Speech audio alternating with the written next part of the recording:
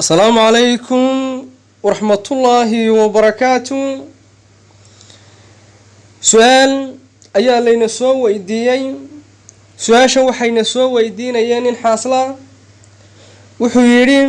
وحناركين بدن هذه وردلني يرتلت لنا أيام لكن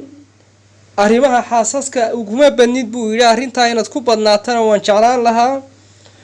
وحاولني كان كهالله وحيرين haweenay aanu isqabno ayaa xilligii aan guursaday waxaan kamid ahaa dadka siigaysan jiray ee aadka ay siigadu u baabiisay ee xubinkoodu uu baldhaqaahay uu jilicsanaa baan kamid ahaa buu yiri kadibna habeenkii arooskayga iyo dadabgalka ee haweenaydaas aanu gogasha koobaad sameynay waxaba yaraatee baariyerisoo igala kulmay ma jirin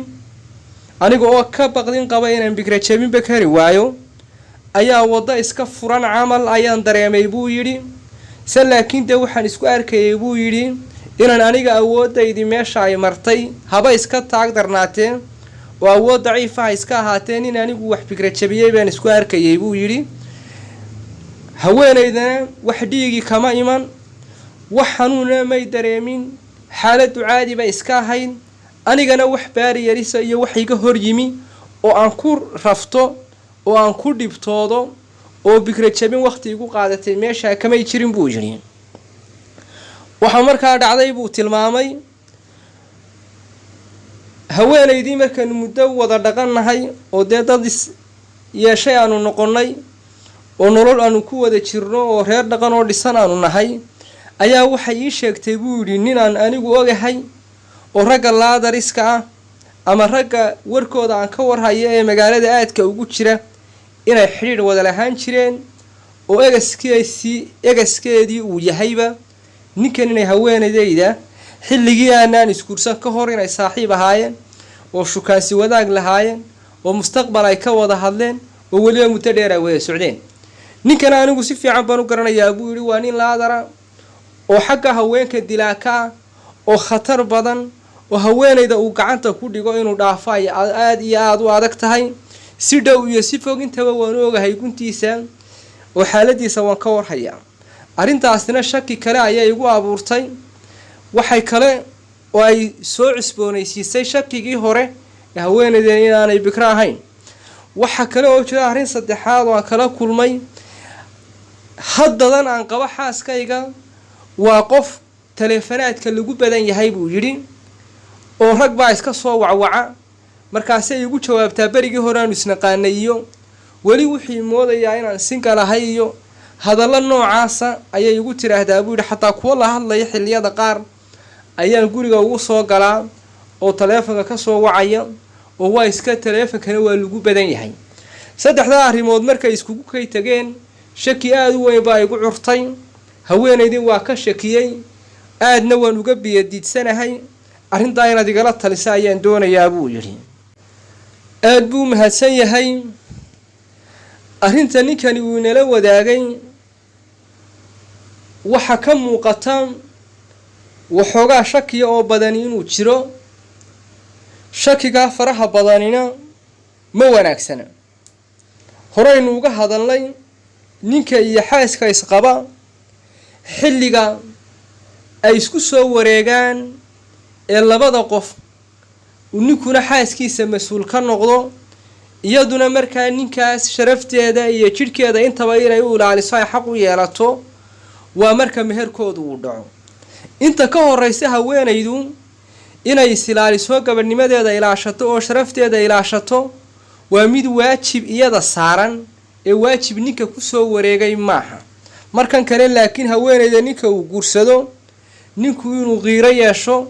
oo xaaskiisa u hinaaso oo xaaskiisa uu ka warhayo iyana ninkeeda ay isku ilaaliso waa waajib waxa markaa jira inta wixii ka horeeyay adiga hadii haweenaydu dambi ay gashay de ilaahay dambi ka gashay ilaahay baana kala xisaabtamaya oo ciqaabtu ilaahay iyo iyada ayay u dhaxaysaa adigu intan aad wada nooshihiin hadii aanad wax qalada aanad ku arag shakiga halka iska dhig wax qalada hadaanad ku arag oo haweenaydaas aanad u haynin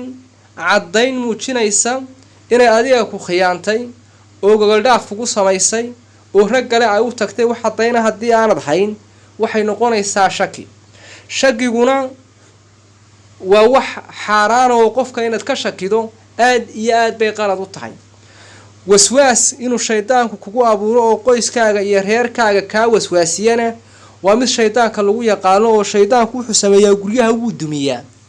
guriga dumana uu ku farxaa. markaa waxaad isku daydaa shaydaan faydaa waswasa shaydaanu fastacid billaah. shaydaanku hadduu idin waswaasiyana ilaahay baa laga magan galaa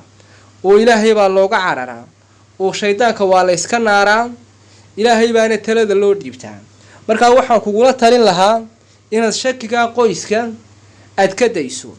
se laakiin wixii tala ah xaaskaaga waad ku leedahay. haddii taleefanaha dad ay soo wacaan arrintaa wan dhibsaday